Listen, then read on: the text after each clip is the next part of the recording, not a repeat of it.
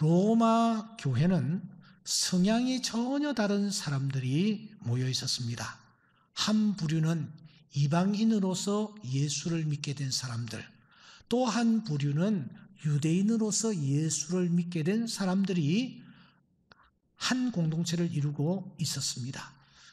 한쪽은 이방인입니다. 한쪽은 택한 선민입니다. 한쪽은 정복자입니다. 한쪽은 정복을 당한 그룹입니다. 한쪽은 전 세계를 지배할 수 있는 그런 막강한 힘을 가진 그룹입니다. 한쪽은 잡히고 밟힐 수밖에 없는 미미한 힘을 가진 그런 그룹들입니다. 이 두 공동체가 지금 하나를 이루고 있는 것이 로마 교회입니다. 그야말로 물과 기름격이죠. 그러니까 평소에는 잠잠하다가 어떤 문제가 불거지노라면 그들은 각각 자기 편에 서서 상대를 향하여 손가락질하며 삿대질하는 그런 일들이 비일비재했습니다. 여러분, 로마 교회만 그러했던가요? 초대교회를 살펴보면 골로새 교회도 마찬가지였습니다. 그래서 골로새 교회에 바울이 이렇게 권면을 합니다. 그러므로 먹고 마시는 것과 절기나 초하루나 안식일을 이유로 누구든지 너희를 비판하지 못하게 하라. 고린도 교회도 마찬가지였습니다. 근로의 지편으로 바울이 들으니까 그 고린도 교회에 분쟁이 있다라는 것을 알게 되었습니다. 에베소 교회도 그러했습니다. 평안에 매는 줄로 성령이 하나 되게 하신 것을 힘써 지키라. 이런 말들을 보면은 초대 교회들도 다 참 몸살을 앓고 있었던 것을 우리가 확인합니다. 당시 그 교회들이 가지고 있는 중요한 이슈, 문제는 무엇이었습니까? 그것은 바로 먹는 문제와 날 문제였습니다.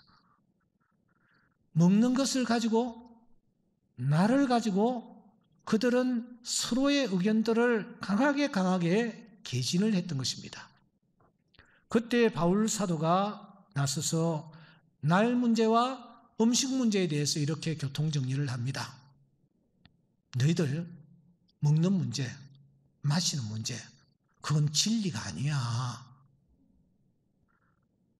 안식일을 지키든지 안식일 다음 날 주일을 지키든지 그것 가지고 싸우는 것은 안식일을 지켜야 하는데 주일을 지킨다든지 주일을 지켜야 하는데 안식일을 지키는 이런 문제는 죄가 되지 않아. 그것은 진리도 그것은 죄도 아니야. 그렇게 말하고 있었습니다. 그러면 도대체 뭐냐는 것입니다. 바울은 말합니다. 그것은 믿음이 좀 강한 케이스와 믿음이 좀 약한 케이스일 뿐이야. 그러면 믿음이 강하다 하는 자는 어떻게 신앙생활을 하는 자일까? 바울은 말합니다. 음식을 놓고 정한 음식이니 부정한 음식이니 구별하지 아니하고 날을 놓고 이 날이 저 날보다 낫다라고 구별하지 아니하고 하나님 앞에서 믿음 생활하는 것이 믿음이 강한 자의 모습이다. 믿음이 약한 자는 예수를 내가 비록 믿지만 정한 음식, 부정한 음식을 신명기서에 기록하고 있으니 레위기서에 기록하고 있으니 그것을 지키면서 신앙생활을 해야 한다. 돼지고기 먹어서는 안 되고 비늘이 있는 그런 생선을 먹어서는 되지 않고 이렇게 정한 음식, 부정한 음식을 가려 먹으면서 신앙생활을 해야 된다. 날은 안식일이 중요하다. 안식일을 지켜야 한다. 주일이 도대체 뭐냐? 이렇게 생각하면서 신앙생활을 하는 것은 믿음이 약한 자의 모습이며 믿음이 강한 자는 날에 구애받지 아니하고 하나님 앞에 자신을 드리는 자의 자세가 믿음이 강한 자의 모습이다. 바울이 그렇게 정리를 하는 것입니다. 이렇게 그 당시 초대 교회는 말이죠. 먹는 문제와 날의 문제를 가지고 믿음이 강한지 믿음이 약한지를 구분하곤 했습니다. 그러면은 오늘 이 시대의 우리는 무엇을 가지고 믿음이 강하냐, 믿음이 약하냐를 판별하느냐 하는 것입니다. 여러분들은 어떤 사람을 보면서 믿음이 강한 사람이라고 생각하십니까? 어떤 사람을 바라보면서 저 사람은 믿음이 참 약하구나 이렇게 나름으로 판단을 하십니까? 우리가 잠시 후에 하나님 앞에 서게 될 터인데 하나님께서는 무엇든 잣대를 가지고 내 믿음을 체크하실 것 같습니까? 오늘같이 코로나 시대에 코로나의 위험을 뚫고 주일에 나와 예배를 드리는 것을 보면서 믿음이 강하다고 할 수 있겠습니까? 성수주의를 위하여 최선을 다하는 모습, 그 모습이 믿음이 강한 자의 모습일까요? 10의 1을 하나님 앞에 거짓없이 구별하여 드리는 자의 모습, 믿음이 강한 자의 모습일까요? 봉사생활에 최선을 다하고 새벽기도 절대로 빠지지 아니하고 뿐만 아니라 성경을 열심히 읽고 암송하고 필사까지 하면서 금식도 자주자주 하고 단기 성교도 빠지지 않고 이렇게 살아가는 사람을 보면서 저 사람은 정말 믿음이 좋은 사람이다. 믿음이 강한 사람이다. 이렇게 우리가 판별하고 있나요? 여러분, 우리가 오늘 이 시간 이 문제를 한번 우리가 다루어야 한다는 것입니다. 하나님께서 어떤 기준을 가지고 우리를 향하여 믿음이 강하다고, 믿음이 약하다고 판별하시느냐 하는 것입니다. 우리 로마서 15장 1절과 2절만 한번 같이 읽어보도록 하겠습니다. 믿음이 강한 우리는 마땅히 믿음이 약한 자의 약점을 담당하고 자기를 기쁘게 하지 아니할 것이라. 우리 각 사람이 이웃을 기쁘게 하되 선을 이루고 덕을 세우도록 할지니라. 앞을 바라보십시오. 바울 사도는 믿음이 강한 자를 세 가지로 분류를 합니다. 첫째, 믿음이 강한 자는 누구냐? 믿음이 약한 자의 약점을 담당하는 자다. 둘째, 믿음이 강한 자는 도대체 누구냐? 이웃을 기쁘게 하는 자다. 셋째, 믿음이 강한 자가 누구냐? 덕을 세우기를 힘쓰는 자다. 그렇게 말하고 있습니다. 여러분, 믿음이 강한 자, 하나님이 칭찬하실 믿음의 소유자는 이 세 가지입니다. 믿음이 약한 자의 약점을 내가 담당하는 거예요. 이웃을 기쁘게 하는 자입니다. 덕을 세우기를 힘쓰는 자입니다. 아시는 대로 로마서의 총 주제는 믿음입니다. 오직 의인은 믿음으로 말미암아 살리라라는 말씀 그대로 믿음입니다. 믿음이 도대체 무엇이냐? 믿음이 무엇이라고 우리는 생각합니까? 예수 그리스도께서 나의 죄를 위하여 십자가에 못 박혀 돌아가셨다. 행위로 구원을 받는 것이 아니라 이 예수 그리스도를 믿는 믿음으로 우리는 죄 씻음을 받고 우리는 구원을 받는다. 믿음으로 천국에 이르게 된다. 이 사실을 믿는 것을 우리는 믿음이라고 얘기합니다. 바울 사도는 지금까지 이 얘기를 쭉 해왔습니다. 그런데 오늘 결론에 이르러 문제는 그 믿음이 어떻게 표출이 되느냐 하는 거예요. 나더러 주여 주여 하는 자마다 다 천국에 들어갈 것이 아니다. 믿음은 고백이 아니랍니다. 정말 하나님이 원하시는 믿음의 모습, 믿음이 강한 자의 모습이 어떤 것일까 하는 것입니다. 바울은 결론 부분에서 이렇게 말합니다. 믿음이란 이웃과의 관계이다. 이웃과의 관계가 어떠하느냐가 믿음이 어떠하냐를 판별하는 기준이다. 바울 사도가 오늘 우리에게 이렇게 얘기합니다. 신앙생활이란 주의를 얼마나 잘 지키느냐, 얼마나 내가 12일에 최선을 다하느냐, 얼마나 내가 새벽에 빠지지 않고 교회 나가서 엎드리느냐, 이게 아니라는 거예요. 이것이 하나님이 보시는 믿음의 기준이 아니라는 것입니다. 믿음이란 내 이웃과의 관계를 어떻게 하느냐, 이것으로 판별된다, 그렇게 말씀합니다. 이 사실을 강조하기 위해서 바울은 두 단어를 사용하고 있죠. 첫째는 마땅히라는 단어입니다.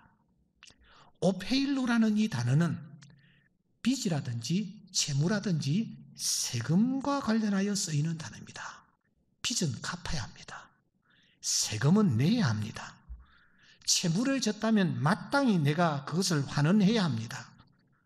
그러니까 이 마땅이라는 단어는 내가 하고 싶으면 하고 싶지 않으면 하지 않아도 된다, 그런 뜻이 아닙니다.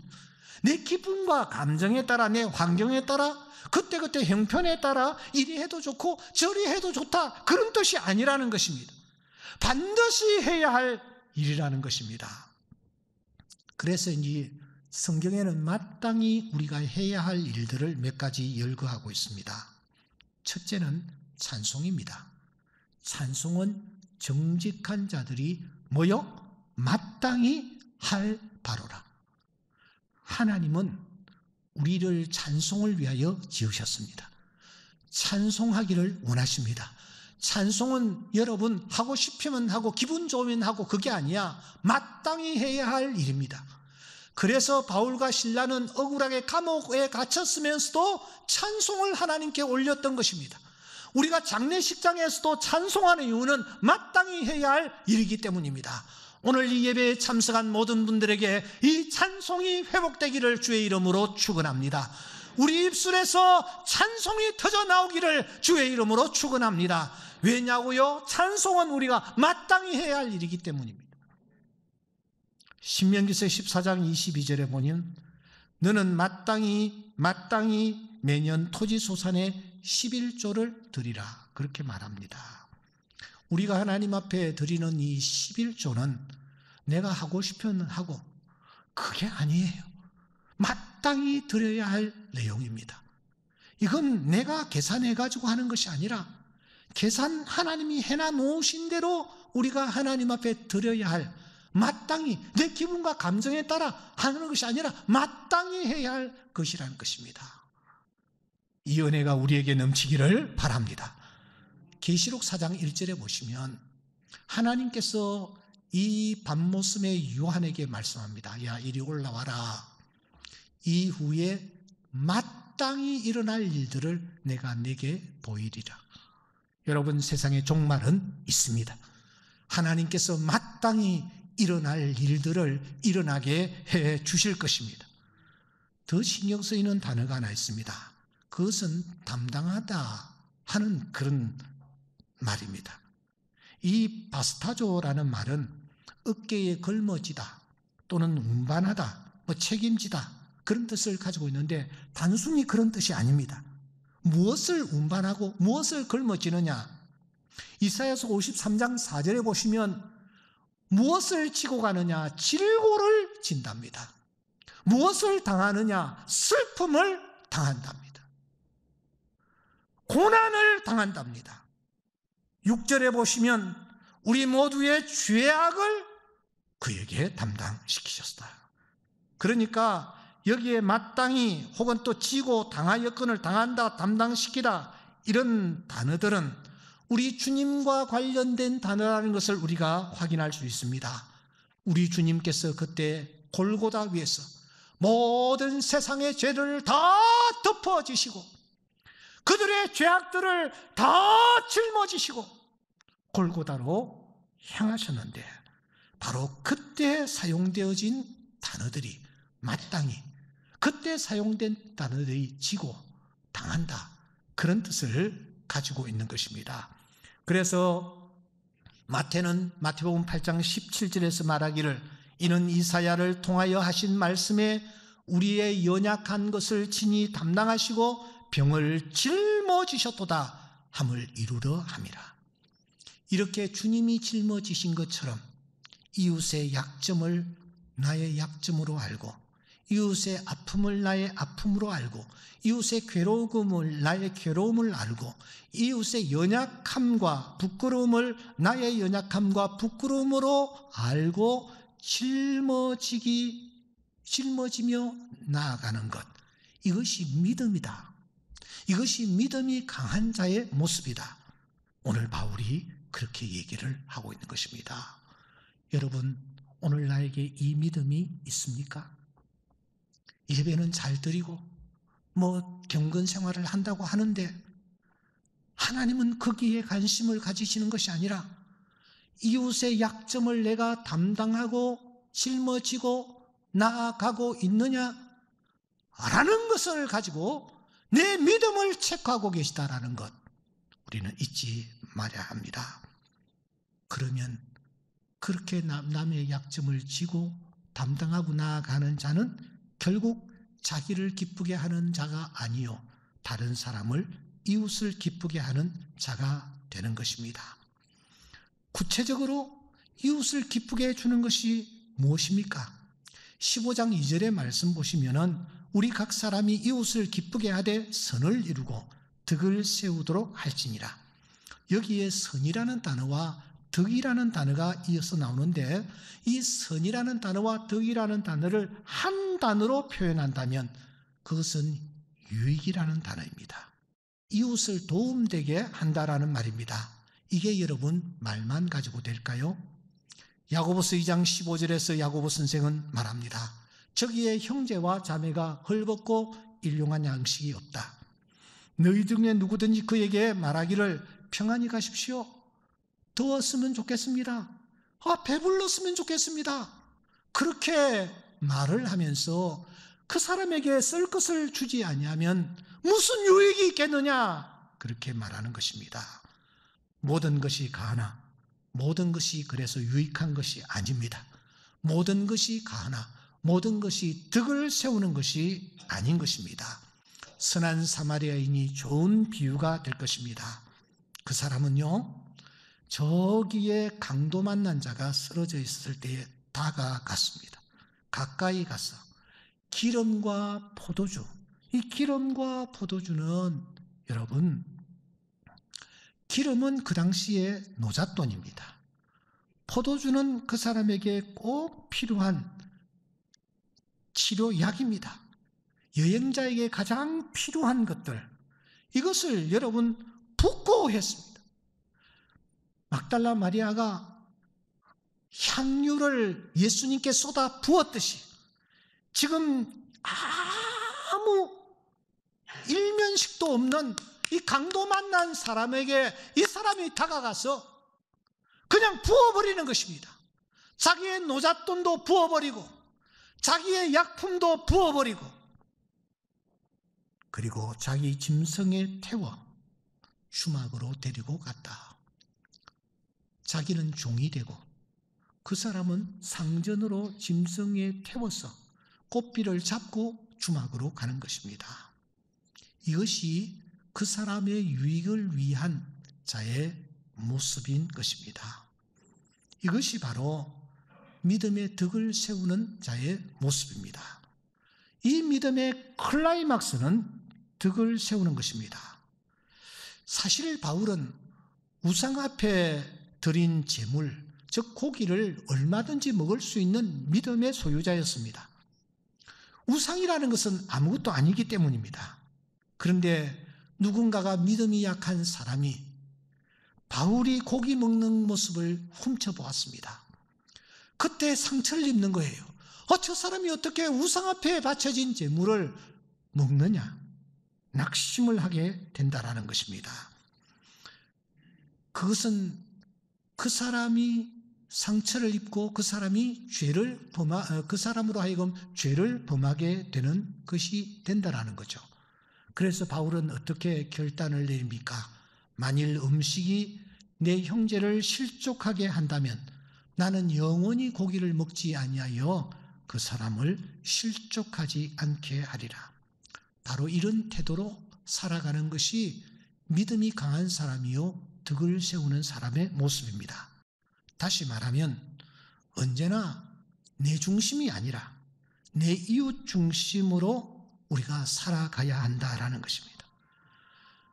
나는 괜찮지만 그 사람이 실족할 수 있다면 나는 영원히 고기를 먹지 아니하여 그 형제가 실족하지 않게 하리라는 바울의 그 결단을 우리가 늘 염두에 두고 신앙생활을 해야 한다는 것입니다. 이러한 삶을 바울은 무엇이라고 결론을 내립니까? 오늘 7절 말씀인데 우리 같이 한번 읽어보겠습니다. 시작. 그러므로 그리스도께서 우리를 받아 하나님께 영광을 돌리심과 같이 너희도 서로 받으라. 한 번 더 따라합시다. 너희도 서로 받으라. 서로 받으라. 그리스도께서 죄인인 우리를 받으셨습니다. 허물과 죄로 뒤범벅이 된 우리를 받으셨습니다. 우리를 당신의 가슴에 안으셨습니다. 머리로부터 발끝까지 상하고 터지고 쇠로 맞은 흔적뿐인 우리를 더럽다고 하지 않으시고 받으셨습니다. 성령의 열매 대신에 육체의 열매를 주렁주렁 맺고 있던 우리를 받으셨습니다. 그러므로 우리 또한 서로 받아야 합니다. 그 사람에게 좋은 점이 많이 있고 나에게 유익이 되기 때문에 그 사람에게 접근하는 것이 아닙니다. 그리스도께서 나를 받으셨기에 나도 내 형제를 기꺼이 받아야만 합니다. 그의 약점까지도 말입니다. 약점을 기꺼이 담당하면서 그 사람을 기쁘게 해주고 덕을 세우기에 힘쓰는 자여야 합니다. 바로 이것이 하나님이 체크하시는 믿음의 체크리스트입니다. 사랑하는 여러분, 그날은 어느 날 갑자기 임할 것입니다. 여러분, 우리가 하나님 앞에 가지고 나갈 것 아무것도 없습니다. 이 세상 불탈 때 다 불타버리기 때문입니다. 그런데 오직 하나 남는 것이 있습니다. 그것은 믿음입니다. 믿음은 우리가 가지고 나와야 합니다. 왜냐고요? 하나님이 믿음을 보기 원하시기 때문입니다. 누가복음 18장 8절에 보시면 인자가 올 때에 세상에서 믿음을 보겠느냐 하셨습니다. 주님은 다른 것 보지 않습니다. 믿음을 보실 것입니다. 근데 이 믿음은 어떤 것입니까? 베드로전서 1장 7절에 보니 너희 믿음의 확실함은 불로 연단하여도 없어질 금보다 더 귀하다. 그렇게 말씀합니다. 아무리 불타도 타지 않는 것이 하나 있습니다. 바로 그것이 믿음입니다. 이 믿음을 우리가 주님 앞에 내밀어야 하는 것입니다. 믿음이 무엇입니까? 믿음은 이기적입니다. 왜냐고요? 내 자신을 위해서 내가 믿음을 지금 간직하고 내 믿음을 강하게 하려고 하는 것입니다. 하지만 그것은 이타적으로 표현이 되어야 합니다. 바울이 무엇이라고 말합니까? 다른 사람들의 약점을 담당하고 이타적입니다. 자기를 기쁘게 하지 아니하고 다른 사람을 기쁘게 하는 것 이타적입니다. 선을 이루고 덕을 세우도록 하는 것 이타적입니다. 그러므로 참된 믿음의 사람은 이기적인과 동시에 이타적인 사람인 것입니다. 바울은 바로 이 말을 하기 위해서 지금까지 로마서를 기록했습니다. 믿음이 무엇인가? 믿음은 이기적이며 동시에 이타적이다. 우리는 믿음이 주일 예배 드리고 교회 나와서 헌금하고 봉사하고 이것을 믿음이라고 생각하는데 하나님이 마지막 심판대 앞에서 하나님이 체크하시는 것은 그것이 아니고 이웃의 약점을 얼마나 담당했느냐, 이웃에게 기쁨을 내가 얼마나 주었느냐, 이웃에게 선을 베풀고 덕을 세우는 그런 행동을 내가 얼마나 했느냐, 이것이 하나님이 체크하시는 체크리스트라는 사실을 기억하고 오늘 이 예배에 참석한 우리 모두가 믿음의 사람이 다 될 수 있기를 주의 이름으로 축원합니다. 주